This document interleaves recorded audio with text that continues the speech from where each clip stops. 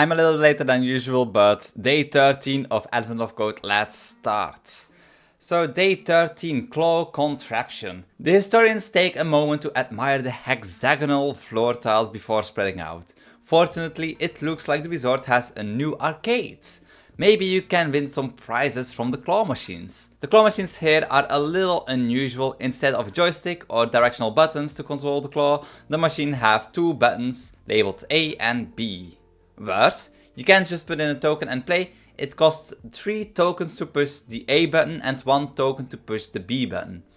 With a little experimentation, you figure out that each machine's buttons are configured to move the claw a specific amount to the right, along the x-axis, and a specific amount forward along the y-axis, each time that button is pressed. Each machine contains one prize. To win the prize, the claw must be positioned exactly above the prize on both the x and the y-axis. You wonder what is the smallest number of tokens you would have to spend to win as many prizes as possible.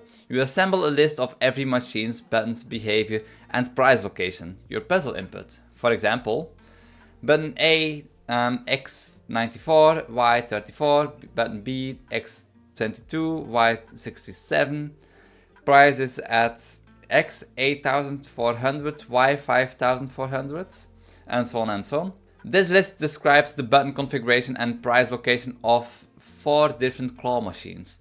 For now, consider just the first claw machine in the list. Pushing the machine's A button would move the claw 94 units along the x-axis and 34 units along the y-axis. Pushing the B button would move the claw 22 units along the x-axis and 67 units along the y-axis. Pushing the B button would move the claw 22 units along the x-axis and 67 units along the y-axis. The prize is located at x 8400, y 5500. This means that from the claw's initial position, it would need to move exactly 8400 units along the x-axis and exactly 5400 units along the y-axis to be perfectly aligned with the prize in the machine. The cheapest way to win the prize is by pushing the A button 80 times and the B button 40 times. This would line up the claw along the x-axis because 80 times 94 plus 40 times 22 equals 8400. And along the y-axis because 80 times 34 plus 40 times 67 is 5400. Doing this would cost 80 times 3 tokens for the A presses and 40 times 1 for the B presses. A total of 280 tokens. For the second and fourth claw machines, there is no combination of A and B presses that will ever win a prize. For the third claw machine, the cheapest way to win the prize is by pushing the A button 38 times and the B button 86 times. Doing this would cost a total of 200 tokens. So the most prizes you could possibly win is 2. The minimum tokens you would have to spend to win all 2 prizes is 480. You estimate that each button would need to be pressed no more than 100 times to win a prize. How else would someone be expected to play? Figure out how to win as many prizes as possible. What is the fewest tokens you would have to spend to win all possible prizes? How do I know how many times the button moves when I press A and when I press B? Okay, well, thinking time. And it's already evening. A lot happened. At one point in the day I looked like this, so yeah. Let's try to start coding. So I did read the question before, and in the meantime I started planning a little bit on paper. Let's see how well it goes of what I came up with in my head whilst not really being able to test anything. So I do think I will need a class, and I will call that one machine. It will have a var a button, which will be a vector 2i. I will have a B button, and I have the var price. So I'll just save everything as a vector 2i. So we need a function, get machines. So this will return an array of machines. And in part 1, so first we get the machines, afterwards we create a for loop and go over every machine. So we need another function, func calculates, and this will create send an integer. Because the only thing that we will need is what is the fewest tokens you would have to spend to win all prizes. We just return an integer, and the integer return value are the tokens needed, the fewest. And let's return a 0 for now. So in here, kind of an easy function. So first of all, we need a machine. We need a couple of things. First, we need to count A. We need to count A until, after that, we create a while loop.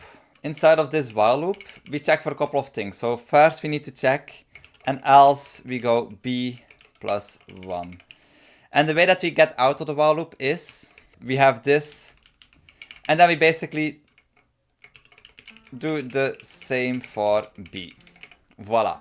And I think this is all we need to do. So yeah, I'll get to coding and I'll show you my result of this plan that I made. And also I just noticed until is with 1L. I really need to get some kind of spell checker on Neovim. Yeah, my English is not good.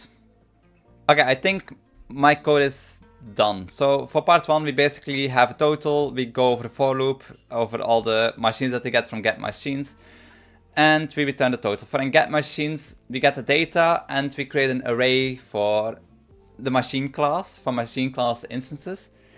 And we basically check the L data if button A is present in the data, because if you look at the data, whoops, we have button A, button B, and price, and then a new line. But it always starts at button A. So in button A, we create a new machine, and then we just take the last entry of the array. We take the string. I could probably put this in a separate function, and this is probably not the cleanest, but the formatting should stay the same for all data, so I don't think it matters too much. And then we return the array. When we return the array, we calculate every single machine. For calculate machines, so we have LA times and LB times, and LA value and LB value. So first, I should probably add some comments here. So first we set LA times to the maximum possible, because like there are only 2 values, so there's not that many calculations, like different combinations that we can have that would result in the correct answer that we need. So basically in the next one we check if there's a win. So I added some classes to the machine class. So get calculation to just get the calculation of the amount of button presses, if A is the amount of A presses, the amount of B presses. We check if a win, if it's equal to price. If it's equal to price, then we save the value. Oh, whoops. Oh. Then we save the value with get coins, and get coins just takes in mind that A times is 3 coins and B times is just 1. Okay, and after that, basically we just check if LA times is -1, that means that we cannot have negative, we cannot take coins out of the machine, so we break. And this will basically keep LA value on 0. If the calculation is bigger than the machine price like position, then we just do A times -1, else we do B times +1. So it keeps a good enough distance between the two to make certain that we check if there's a price. If there's no price, both A and B stay on 0, and then we just return 0. And this should work. Let's test. So we should have 480. What do we have? 480. So let's put the real data. I don't know how fast I did this, but I did this very fast, I think. So we got this amount. Let's see. I'm trying to finish quickly. It's already almost 8 o'clock. That's the right answer. You are 1 gold star closer to finding the chief historian. So continue to part 2. I'm afraid of this part. I wonder if my code that I have right now will be enough or not. Or if I have to change the entire thing again like yesterday. So part 2. As you go to win the first prize, you discover that the claw is nowhere near where you expected it would be. Due to a unit conversion error in your measurements, the position of every prize is actually how many times? That's 1 million. So that's billion, that's okay. Higher on both the X and Y axis. Add a big amount to the X and Y position of every price. After making this change, the example above would now look like this. So I think this is just again a kind of like optimization challenge. Well, I think this is not too difficult. So get machines, let's put in this one a 0. And let's copy this amount here and put this inside of, whoops, and let's put this inside of here. So we have to change the get machines function now. Addition. Now let's just give it a very long name so we know why we do this. And then in here we just do plus a price plus addition, and over here exactly the same. And this should normally work, but it will probably take a long time. Okay, so this takes quite a long time to begin with. Like it's just for one. So it needs optimizations again. Okay, what else can we do? So this does not really tell anything because it takes too much time. Let's see. Let's just print numbers. So print 0 tops. Okay, wait, that was for part 1. Wait, part. Okay, so this is taking a long time. There are 300 pairs. So again, it's an optimization challenge. So I'm not certain how long this will take to optimize. So yeah, I'll take a quick break and then I'll see further. I won't let this run because I've been wasting enough electricity on letting things run in the background for a advent of code. Okay, so this needs optimization. Oh well, I'll take a small break.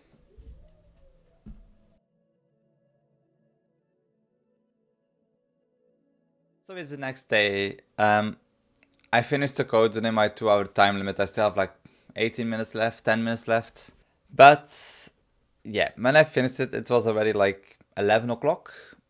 And I did not want to stay up the entire night, so I just decided to wake up a little bit earlier, put on my PC and let the code run, because part 2 took 1 hour to run. Optimization was not very possible for me. I did change a couple of things. So first of all, for the first time ever, I used the worker thread pool. And I prefer this a lot more compared to creating my own like threads inside of Godot. This looks a lot cleaner, it's a lot faster. I just create a group task, calculate machine, and I pass the size of machines. I put the machines inside of here. I tried the whole multi-threading thing, so I tried to use 9 cores, and if you set the priority to high, normally it should be faster, but for some reason there's not really much of a difference. I noticed it being slightly higher compared to the not high priority, which was only using 3 threads, but it was not that many times faster. So I don't know what exactly went wrong there. If anybody knows, please let me know in the comments. I've talked about this on the Discord server as well a little bit, but I cannot find out what went wrong. So this code for getting the machines did not change at all. Then we have calculate machines. I just passed the machine ID, and I put the machine here so we have less interaction with the main things saved in RAM. I thought this would work. I don't know if it did or not. I did not really check for like timings. But basically what I did, a big thing that I did was I removed the B loop. So I was checking first A times and then B times. I removed that. I don't know like why this is always correct and the B loop did not really like add any value.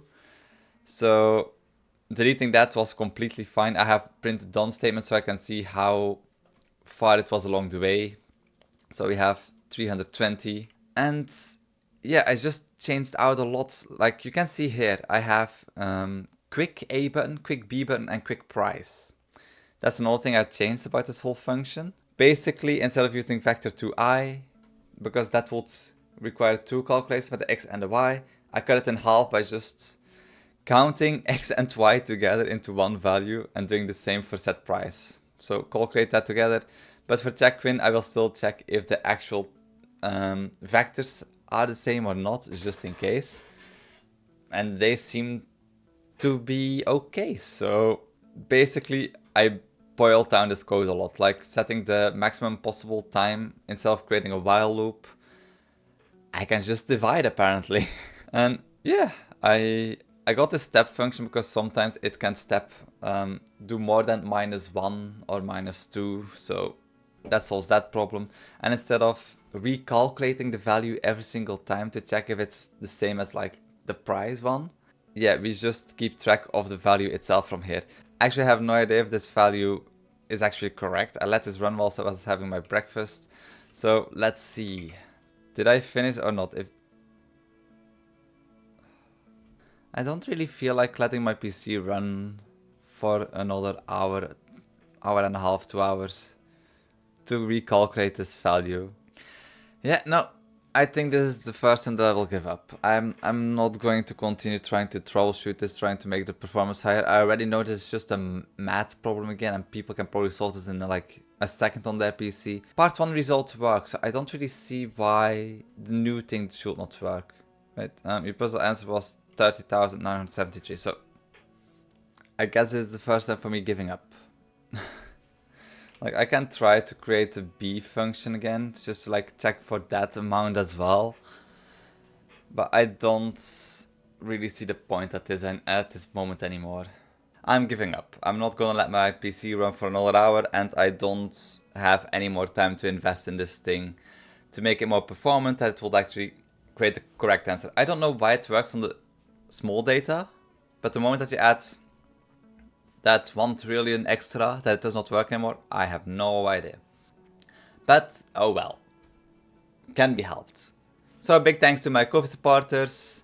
Thank you very much for supporting me. And I'll see you all in, well, not tomorrow's video anymore, today's video, if I'll manage to do that one today. So, see you in a couple of hours.